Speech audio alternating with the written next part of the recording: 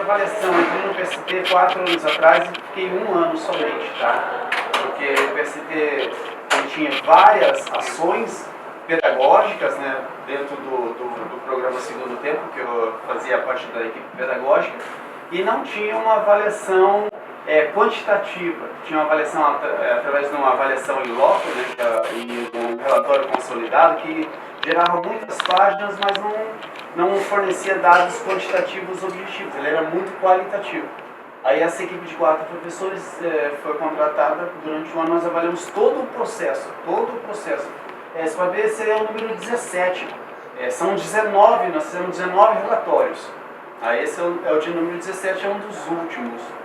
Então, a gente avaliou, por exemplo, assim, quais as dificuldades na construção do convênio. As pessoas tinham dificuldade, por exemplo, que nem o professor falou, de colocar o objetivo.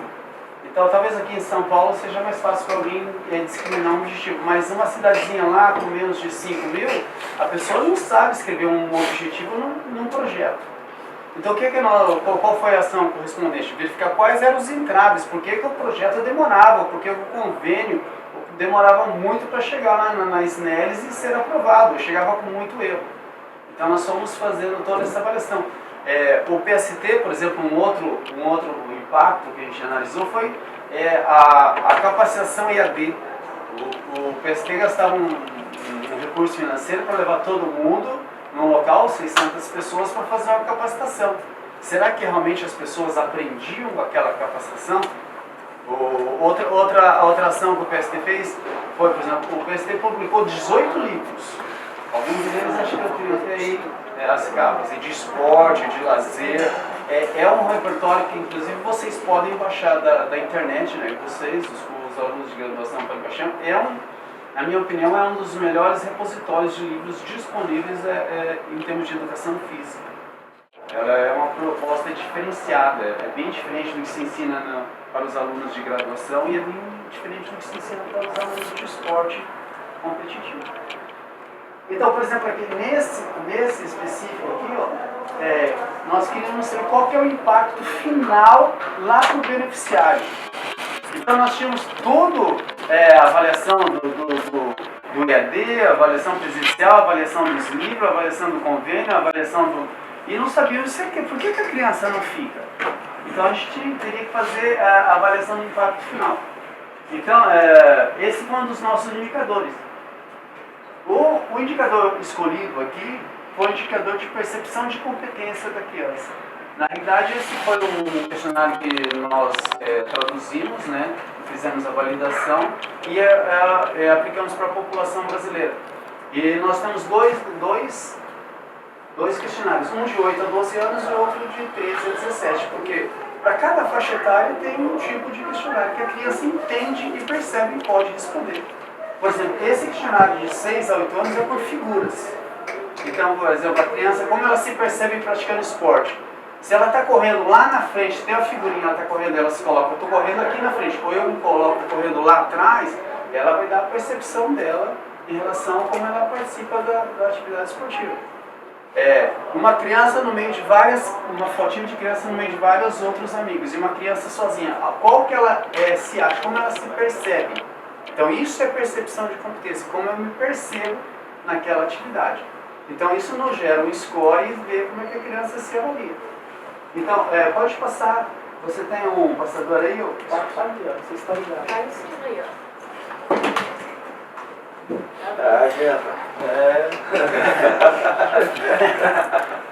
Fácil. Então, tem muito slide aqui porque a gente justificava o relatório final, né, de onde foi validada a escala. Tem uma escala para 8 a 12, tem um artigo para as pessoas buscarem, né? Então, o que essa percepção de competência avalia? Ela avalia a criança, como ela se sente na escola, como ela se sente socialmente, como ela se sente praticando esporte, como é que ela se sente aparência física. Eu vou entrar aqui, é menos didático, mas eu vou entrar. Aparência física, como ela se comporta no dia a dia e qual que é o seu autoconceito global. E essas 3 subescalas aqui já são de 13 a 17 anos. Então tem um questionário de 36 perguntas aqui e tem um questionário de 45 perguntas aqui. Então, vejam bem, A avaliação ela é quantitativa porque ela vai dar um score final em cada uma dessas subescalas. Porque a criança jogando, a gente quer saber como é que ela se comporta. Será que ela é uma boa estudante também? Porque como a gente viu, a gente não sabe se o impacto está na escola, está no programa, está na casa, está nos amigos. A criança flutua por diferentes ambientes. Então, esse questionário dava a oportunidade de a gente avaliar a criança, como ela se percebe. Então, esse é o ponto qualitativo do questionário. E tinha uma amostra? Qual era o tamanho? Hã? O tamanho da amostra? Então, tudo isso a gente foi feito no relatório final. Nós tínhamos aí, acho que, 32 mil crianças inscritas nos programas, fizemos um cálculo estatístico para ter um N amostral e coletamos dados de 750 crianças. O que acontecia? Quando ia ter uma capacitação, a equipe de avaliação ia junto, nós imprimimos o questionário, e o questionário você orienta as crianças, explica, eu vou explicar como é que responde, você dá o questionário e a criança se avalia individualmente, elas não ficam juntas, cada criança se autoavalia. Tá? E depois eu já mostro as perguntas aqui. Então nós coletamos esse dado, inclusive é dado que dá para você fazer um censo em nível de Brasil e um censo geral. No outro slide ficava melhor. Então, por exemplo, aqui é o tipo das perguntas, né? Algumas crianças sentem que elas são muito boas em seus trabalhos escolares, mas outras crianças, né, outras pessoas ficam preocupadas em fazer o trabalho escolar. Então, o que a criança tem que primeiro decidir? Se ela é muito boa na execução do trabalho escolar ou se ela não é muito boa, se ela tem dificuldade, ela fica preocupada. Escolhendo um dos dois lados, ela vai escolher se isso é realmente verdadeiro para ela ou se é um pouco assim. Tá? Então, ela tem 4 opções de resposta. Mas primeiro ela define se ela é muito boa na escola ou se ela é preocupada com o trabalho escolar. Se ela se considera boa, ela vai marcar no final. Se ela é um pouco boa, ela marca aqui. Então ela responde isso 36 vezes dentro daquelas subescalas. Isso dá um índice de percepção da criança. E com esse índice, se a criança ela se percebe muito ruim no trabalho escolar, essa é uma criança que o gestor do programa tem que chamar para si. Falar, essa criança está tendo dificuldade na escola. Então talvez ela tenha que ser encaminhada a um outro tipo de atividade. Então a gente conseguia verificar essa situação e depois acho que tem que ficar para aqui. E depois a gente tem todos os cálculos, tá? A gente fez todos os cálculos de todas as variáveis, masculino e feminino, por competência, isso tudo foi enviado para o Ministério. Então essa foi a primeira vez que nós conseguimos mensurar. E o que o Ministério falou para vocês? Na verdade, o que O que aconteceu? aconteceu, João, depois disso aí? Qual ano foi isso? Acho que foi um dos últimos, faz acho que uns 2 anos ou 3 anos. 2016? Natália? Oi? Natália, eu tenho que chamar pelo nome, né? Eu aprendi agora. Olha todo mundo pelo nome, mesmo sem crachá. Você consegue ver o ano que foi feito esse arquivo? Viu que o grande número caiu, o número de convênios caiu. Então acho que não foi aplicado, porque a verdade era a gente fazer uma aplicação em nível nacional. Deixa eu responder para o Ângelo. Em 2017, esses materiais não chegavam na coordenação. Ficava, ou os caras não chegavam ao coordenador, mas ficava no gabinete. A gente não teve acesso a nenhum desses dados. Mas esse aqui na realidade foi um dado que a gente enviou só para, digamos assim, validar a informação que a gente tinha. Porque para mostrar para o gestor que, olha, com a aplicação de uma amostra aqui, a gente pode ter a competência atlética, escolar, conduta com... O que é conduta comportamental? É como eu me comporto em situações de rua, né? Com outras crianças, que não dá para passar todos os itens do questionário, é só para vocês terem uma ideia. Tem outro arquivo ali que é mais fácil. Então, a ideia era isso. Lá na região norte, como é que as crianças se percebem, né? E o legal do questionário é que é a criança que fala dela. Não é, por exemplo, assim, eu percebi que no questionário deles é o professor que vai avaliar a criança. E como tem que ser, porque a criança tem dificuldade ou tem uma deficiência no caso. Agora ali não, a própria criança. Muitas vezes, na hora que a gente estava aplicando os questionários com as crianças se isolavam para ela querer responder verdadeiramente como ela se sentia, né? Porque às vezes uma criança interfere na outra. Então esse foi um dos fatores de impacto que a gente chegou à conclusão que tem validade para ser aplicado. E a gente está aplicando agora nas nossas visitas do NovaView, agora a partir de 2019, para fazer uma nova coleta de dados. Agora, a coleta de dados ela só vai ter valor se ela for feita uma série histórica, né? A gente, que nem vocês fazem. Tem que fazer no começo, né? Março, tem que fazer lá em junho, tem que fazer em outubro, pelo menos. Então, só que no relatório, você pode fechar ele. Deixa eu ver se você tem mais slides. Não tem a última.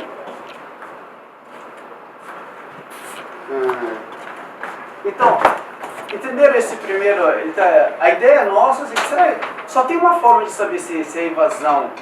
Se o nosso aluno não está tendo uma benefício. Se a percepção de competência atlética dele melhorar, é sinal que o programa está servindo. Se as outras competências melhorarem, é sinal que o programa está atuando em outras áreas que não só a área esportiva. Não gerou nenhum tipo de escala?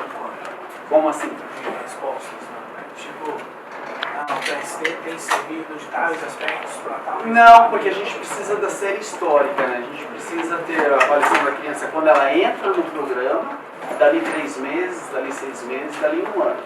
Então, como a gente fez a avaliação, a gente mostrou para o gestor, olha, existe uma possibilidade de a gente ver um impacto lá na conta, desde que a gente faça uma coleta de série histórica. E não houve tempo, porque esse foi final de 2017, 2018 ficou parado e agora a gente está retomando em 2019. Não estamos ainda avaliando as crianças. Ainda não estamos.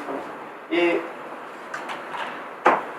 cada relatório desse tem um formulário em Word, em PDF, tem um vídeo que está disponível na plataforma que explica exatamente como avaliar, explica exatamente como categorizar as crianças, as respostas, porque ela dá 36 respostas, qual resposta é de cada categoria, quanto vale cada resposta, porque algumas respostas estão invertidas, né, para a criança não ficar sempre respondendo numa coluna, então isso é uma estratégia de coleta de dados.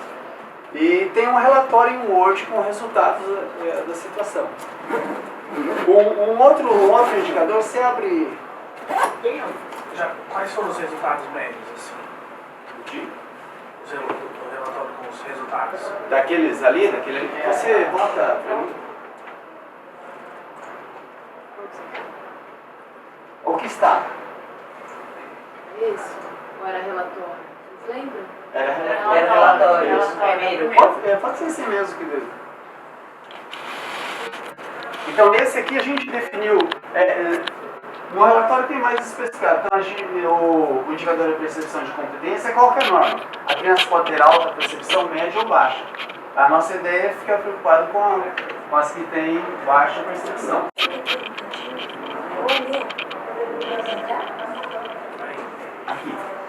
Aqui você tem.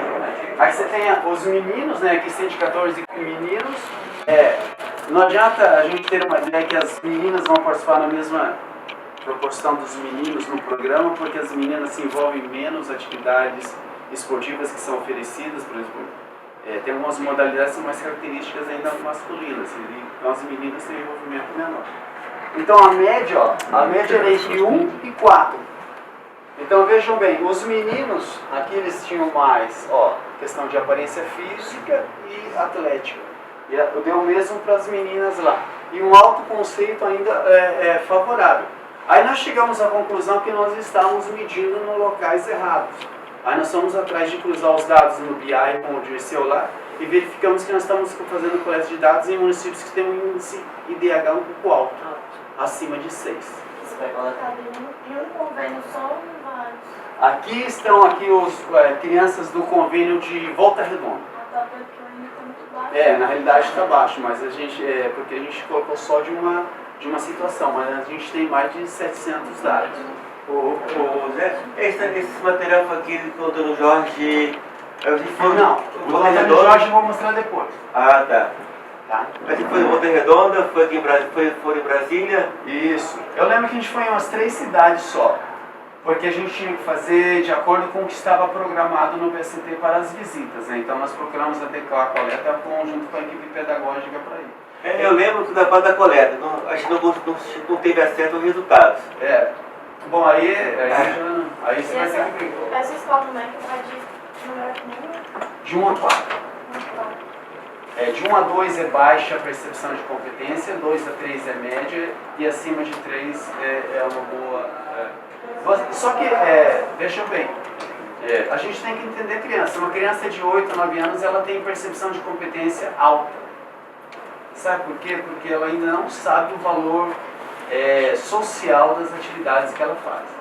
Por exemplo, uma criança, ela não sabe que ela é ruim em jogar bola, até que o professor ou uma outra criança fale para ela, você é ruim.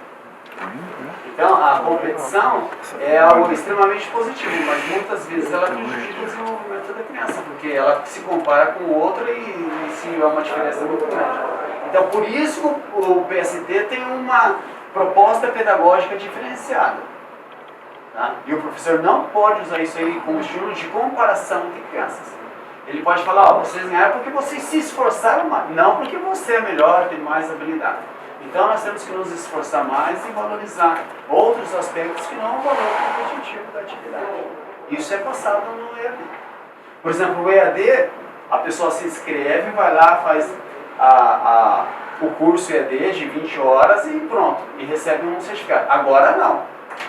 Nós construímos um banco de dados com mais de 450 perguntas. Quando o indivíduo se inscreve, ele responde 20 a 30 perguntas sorteadas aleatoriamente. Quando ele termina o curso, ele responde as mesmas perguntas. Aí nós comparamos qual foi o nível de assimilação do conteúdo. Que antes não, ele ia lá, como é que foi o EAD? Foi 10, ficamos lá, aprendi tudo e essa era a valência. Eu gostei muito como professor, eu achei legal. Então só vinha assim. Hoje não, a pessoa tem que ir lá.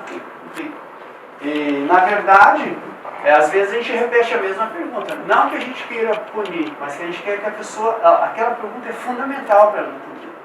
Olha, você tem que contextualizar um problema de vulnerabilidade social na tua aula. Ou a tua aula tem que começar com uma roda, onde você vai discutir os objetivos e ao final vai terminar com a roda onde você vai discutir o que foi apresentado. Então, a gente vai dando qualidade na informação. E vamos dando responsabilidade, tanto para quem participa, quanto para quem recebe a informação. Esse autoconceito global, assim, significa que ela está se auto-reconhecendo, assim, positivamente, ou que ela é capaz de se observar? Assim? Nesse momento aqui, ela é capaz de se observar. Positivamente. Mas no de 13 a 17 anos, esses valores já caem bastante. Porque aí o adolescente já começa a ter a percepção real de como ele se comporta. Entendeu? Então, é uma situação um pouco mais complexa. Aí, pode ver que os valores já são um pouquinho menores. Aí depois tem uma definição aqui de... nos adolescentes já entra um pouquinho mais. Por exemplo, assim, você já acaba sabendo se o adolescente também trabalha, se ele namora. Deixa eu ver o que mais que tem de diferente. E acho que tem mais uma, mas eu não lembro qual. Já entram 3 escalas. Qual é o país de origem dessa escala? Essa escala é norte-americana. É uma das melhores escalas que tem para você mensurar como o indivíduo se percebe. É muito legal, a pena que eu não tenha um questionário para ter trazido para vocês se autoavaliar. Por exemplo, assim, é muito interessante porque às vezes a pessoa fala, poxa, mas eu não tinha pensado nisso aqui, o próprio adolescente se identifica. E você não fica, por exemplo, você avaliando, é como ele se percebe. Eu me percebo assim, eu realmente tenho dificuldade para fazer amigos. Então isso vai aparecer na resposta aí. Eu tenho que andar para lá e para cá porque... Você acha que nessa parte aqui, de amizade próxima, por exemplo, a gente poderia talvez pensar no futuro de recortar a parte do mapa da rede social e agregar todos esses indicadores, né? Pode ver que é uma das escalas que tem menor resultado. Então, os adolescentes em vulnerabilidade social têm muita dificuldade em fazer amigos, ou ter amigos próximos. Aquelas pessoas que eles realmente confiam.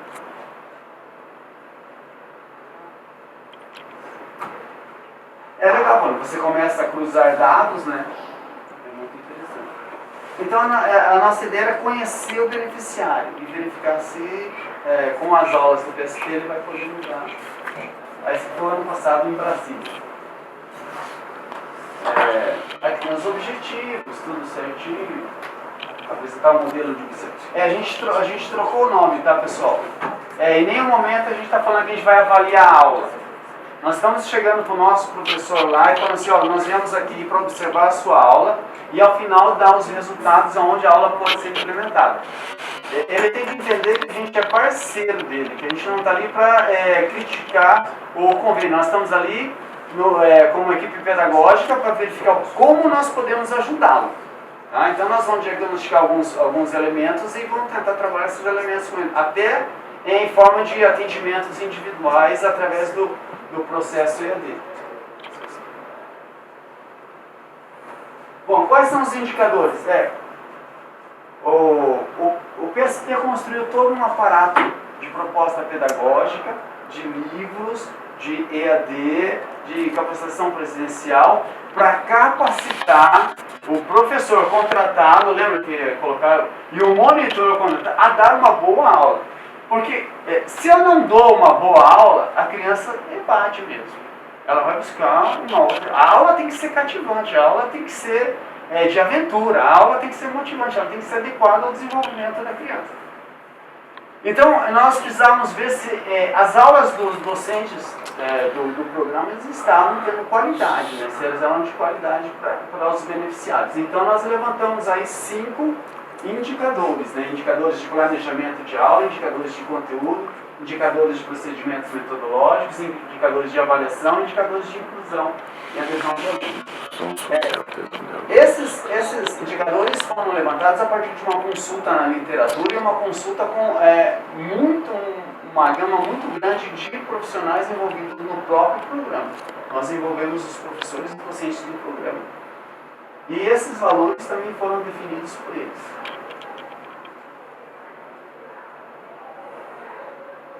Então, cada indicador, acho que são 19 na ficha, eles têm essa pontuação. Em algumas vezes o indicador não se aplica. Por exemplo, você fez atividade individual num jogo coletivo, às vezes não se aplica. Então, a pessoa só coloca o número, só escreve lá que não se aplica. Quando a pessoa não executa a atividade proposta na proposta pedagógica do PST, a gente coloca não observado. Se é parcialmente, coloca 1. Se foi observado totalmente, coloca 2.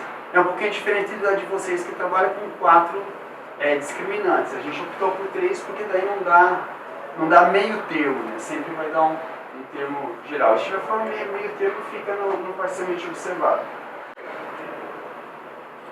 Então, quais são os indicadores de planejamento? Objetivo de aula, se o professor falou o objetivo, se ele fez as atividades coerentemente, se ele ocupou o espaço que tinha disponível, se ele usou os materiais que o PST distribui e se aquela atividade é compatível com a faixa etária. Aí, acho que aqui tem para ser rápido. Então, essa aqui é a planilha de avaliação. Então aqui tem os indicadores de planejamento, são esses 5 que eu li. Por exemplo, uso de materiais. Às vezes o professor dá uma aula sem material, então não se aplica. Só anota aqui. E aqui ele vai discriminar. Se esse, por exemplo, o objetivo da aula foi observado, o professor passou o objetivo, vai, não observado aqui. Então. E aqui tem a descrição do que o professor ia observar. Esse foi aplicado com que frequência? Desculpa. A gente começou a aplicar final de 2018. Nas últimas saídas da equipe pedagógica, e estamos aplicando em todas as idas aos núcleos agora, quando a gente faz a coleta do avião. Toda vez que vai, leva... Isso. Quem está aplicando é só a equipe pedagógica, porque os professores dos núcleos ainda não estão capacitados a entender. Só a equipe colaboradora, né? Só a equipe... É porque quando eu trabalho no PST, é equipe colaboradora, faz muitos anos. É que acho que não tem mais equipe pedagógica, colaboradora. Não tem mais, só tem uma equipe pedagógica. Só tem equipe. Quer dizer, o pessoal que antes só ficava organizando, agora está indo lá no campo. Então, eu já fui para Cardoso Moreira, eu já fui para Bituruna, não? Itapiruna. Itapiruna. E tem esses dados já consolidados? Esses dados, por exemplo, eu faço a coleta, eu vou lá na plataforma e preencho na plataforma, a plataforma já faz os cálculos automáticos. Mesma coisa a planilha dos alunos. O professor cola. Não funciona?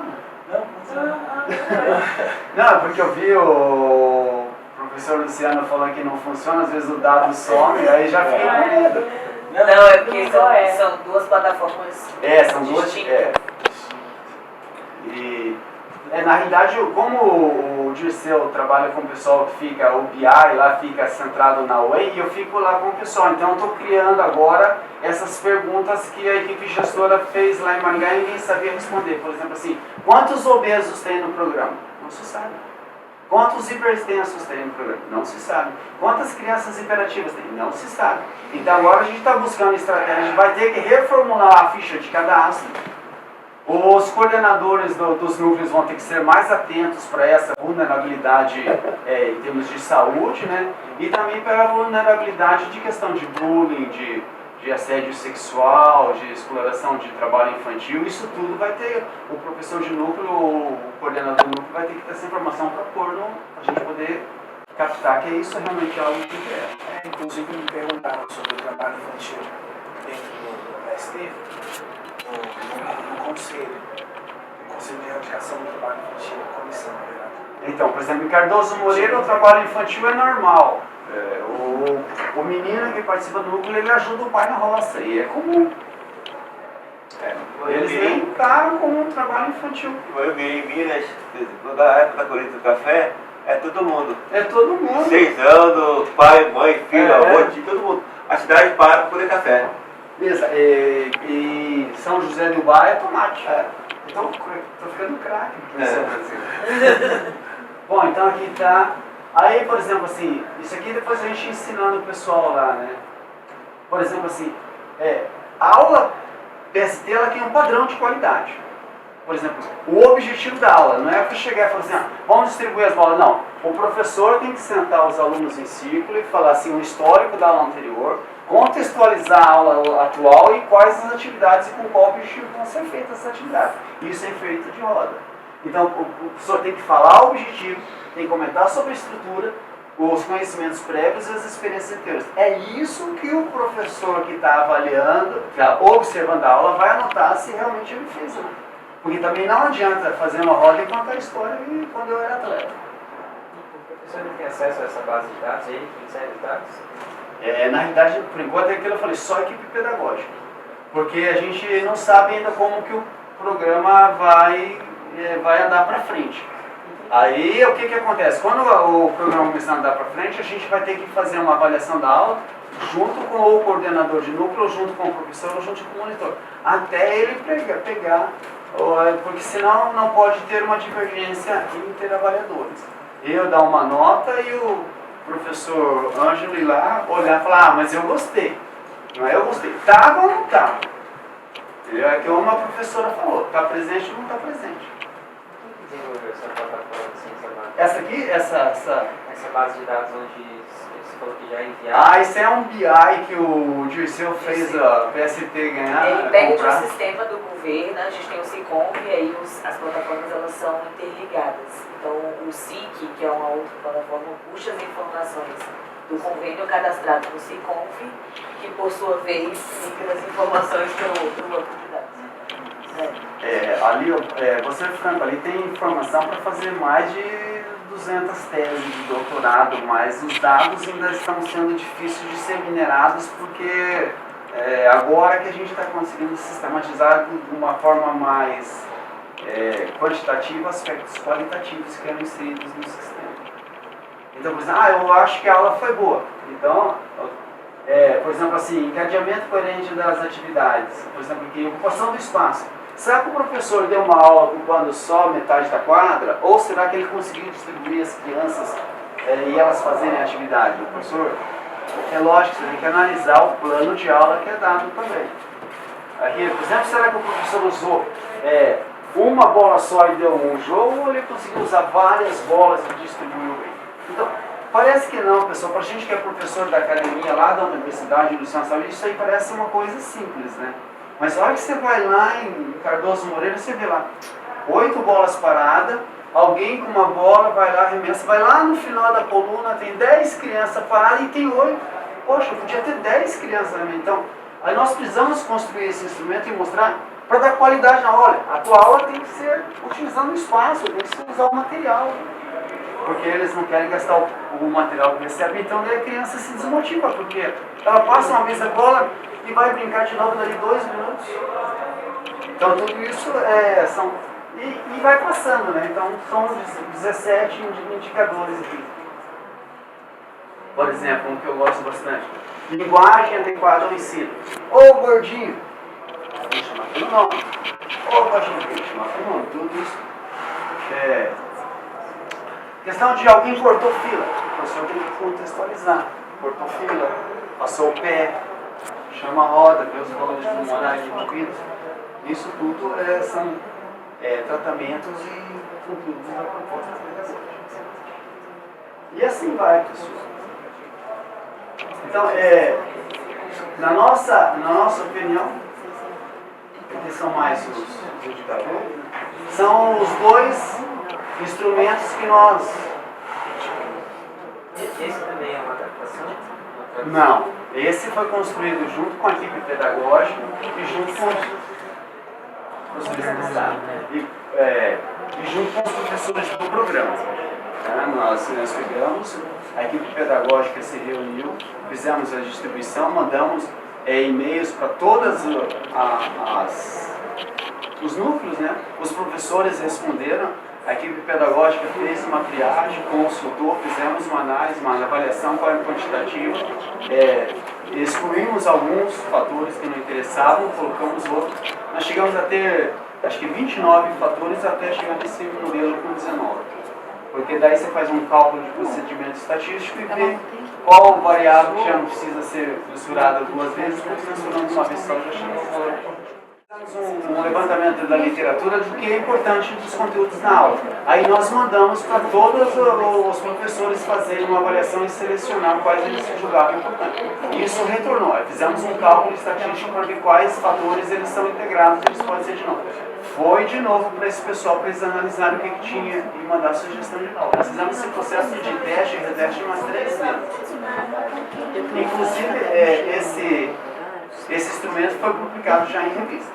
Já está disponível para download. Todo o processo, ou seja, daí todo o processo foi transformado num artigo científico. Quando você vê que a menina coloca, ele tem aqui a apresentação de Juliane, uma dissertação de mestrado que a menina fez e fez a validação do banco acadêmico e depois passou por livro de uma revista científica. Então é um instrumento que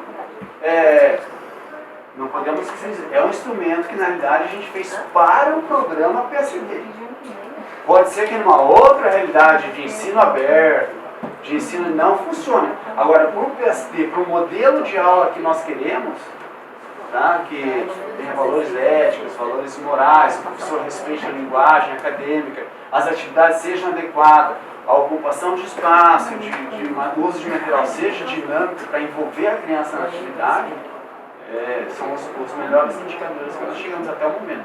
É lógico que agora, no segundo momento, tem que ir a campo.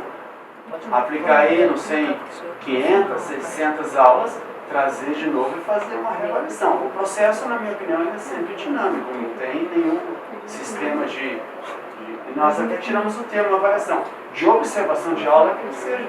Agora, se estiver dando resultado com o PST, se as crianças estiverem ficando no programa, se estiver aumentando a quantidade, se estiver aumentando a percepção de competência delas em habilidades esportivas, motoras, ótimo, é isso que o PST quer.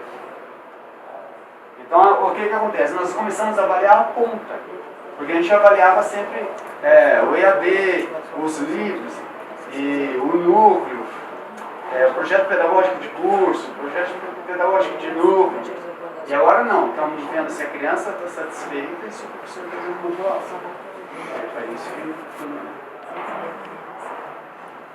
E no final tem aquela pergunta básica, né? Que isso aqui é quanto você recomendaria essa outra aula?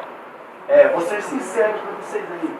Nós ainda estamos ficando por aqui, ó. A gente ainda tem que melhorar bastante a capacitação do pessoal. É o mesmo problema da evasão das crianças. Existe muita rotatividade nos professores e nos monitores. Até se integrar na nova perspectiva, é difícil. Vocês estão percebendo a fragilidade dos professores para eles não alcançarem esse índice de excelência, assim, por exemplo. A fragilidade, na minha opinião, vem na fragilidade que a gente encontra em qualquer processo profissional. Um aluno de qualidade, um monitor de qualidade, mais cedo ou mais tarde ele acaba achando um local de emprego melhor e troca. Por exemplo, em São José de Ubá, a menina saiu correndo da aula porque ela já tinha emprego na academia que ela ia ganhar mais. Eles já estavam sem o monitor. No caso, a carga era menor. Então uma das recomendações que eu falei, pô, Mori, dobra o salário do monitor. Não investe mais em livro, vamos fazer uns livros mais específicos, vamos diminuir a quantidade, vamos aumentar. Para ativar um bom professor, um bom gestor de turma, tem criança que vai lá e senta, tem criança que realmente se isola da atividade, ou seja, ele demonstra que não está satisfeito com a atividade. Porque a partir do momento que eu não me engajo na atividade, é sinal, ou eu já sei demais sobre a atividade, ou eu sei de menos. A atividade está muito acima do meu nível de competência motora, ou ela está muito abaixo. Então tem que se adequar. E o outro é pegar se o professor criou situações para promover a inclusão dos alunos mais vulneráveis ou a exclusão de menos habilidosos. Por exemplo, assim, o gordinho, é o exemplo clássico, ele quer ir no gol. O professor tem que criar uma estratégia de colocar ele... outra situação, por exemplo, uma estratégia pedagógica tem. A criança tem muita dificuldade de passar a bola, os outros vêm em cima. Então você cria uma zona de segurança a 1 metro ao redor da criança que tem dificuldade. Olha, quando essa criança estiver de posse de bola, ninguém pode tomar a bola dela. Agora, a hora que ela se desfizer da bola, na trajetória da bola, a bola pode ser tomada. Então você cria uma condição de zona de proteção para essa criança que tem dificuldade ela ter mais tempo. Olha, falando de tal, em vez de ter 3 segundos ou 3 passos, ela vai poder 5 ou 6. Você cria uma estratégia. Ó, se eu passei a bola para o Luciano não pode... Ele tem que passar para Natália. Vou pegar um nome. Entendeu? Não vai falar aí, tá tranquilo. Então, quer dizer, eu incluo uma pessoa. Por exemplo, assim, uma vez a gente deu uma atividade assim. Cada passe vale 1 gol e cada gol vale 5 gols. Ou seja, e cada pessoa nova vale 3 gols. Então, eu passei para você e já gritava 3, 4, 5, gol, 12. Aí passava, então, o jogo ficou acho que 137 a 78, porque daí o passe começou a valer ponto, passar para aquela criança passou a valer mais. E que o objetivo final que era fazer gol. E o objetivo era, não, você cria estratégias para... Vocês coletam em uma aula, né? Observa uma aula. O que aconteceu? Nessa ida a gente ia em 2. Eu e o Vanildo. O Vanildo ficava de um lado e eu fazia a avaliação e o Vanildo lá. Porque a gente tem que fazer uma medida inter-avaliadores para ver se a gente está avaliando a mesma coisa. Porque senão o problema pode estar no questionário ou na forma que eu avalio. Daí a gente tem que repensar isso. Entendeu? Então a gente vai a partir daí criando outras estratégias para chegar mais perto lá do... Então a gente está pensando já em construir um banco de atividades. E tenho medo até de um dia a gente chegar num fast food. Entendeu? Ó, tem aqui 36 planos de aula, eles estão prontos, você tem uma variabilidade que você pode... Self-service, né? Porque o que acontece? Se um professor sai do núcleo, o próximo que entra já dá continuidade, entendeu? Ele não recomeça do zero.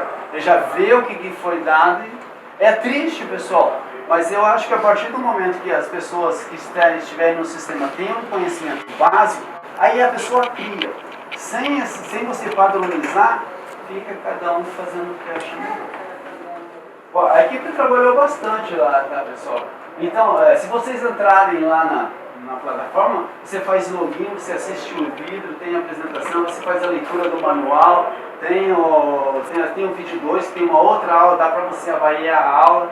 Dá para preencher o instrumento, dá para preencher o survey, tem tudo, está tudo no sistema lá. E eu não sei se funcionou, porque a equipe de avaliação entregou o relatório lá, tinha acho que umas 500 páginas. Foi um trabalho muito bacana, porque a gente trabalhou em 4 docentes O Antônio Jorge, eu, o Marcelo, o Tony e o Vinícius. A Juliane foi a mestranda que fez. O Vinícius e o Tony são especialistas em estatística. O Antônio Jorge é professor de pedagogia, não sei se é professor de pedagogia, mas ele não é, ele era professor de educação física, mas dá aula na educação. E o professor Marcelo também. E o professor Amaury da parte de didática. Então a gente se reunia, às vezes chamava a equipe pedagógica, obrigava com a equipe pedagógica, porque discussão é discussão, depois saía, tomar uma cerveja, e também, principalmente que a gente ouvia os professores dos núcleos. Eles participaram das coletas de dados.